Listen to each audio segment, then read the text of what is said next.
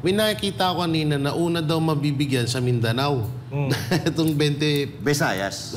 Visayas, itong 20 pesos na kilo ng bigas. Alam nyo, ito, para naman di tayo bias dito, sige. Huwag po sana kaming makakarinig sa mga kababayan namin na yung bigas na yan ay lasang buwangin at hindi makain. Yan po yung hinihiling namin. Yung yan 20 kilos na bigas na yan, ay makakain ng mga Pilipino. Yun. Kasi kung isipin nyo ho, na nung nagbenta sila ng 29 pesos, kagaya ng sinabi ni Master, marami nagreklamo. Kesyo dilaw, mabaho, ang hirap daw hugasan. Meron pa nga nagsabi, pangaso. Paano pa kaya yung 20 pesos na bigas? Alam nyo, ang hirap kasi sa inyo, napakataas ng tingin nyo sa sarili nyo na hindi na kayo pwedeng magpakumbaba. Pwede nyo naman sabihin sa mga Pilipino na hindi nyo talaga kayang gawin yon.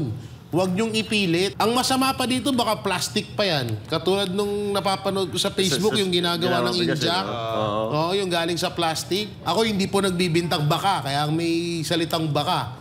No, ay, yun po ay katanungan. Oo, mura nga. Ay, ang tanong, makakain po ba ng maayos yan? Kapag hindi po makain ng maayos yan, nako po mga kababayan, isang basura na nabubulok na lang po kayo kung tignan ni Marcos Jr.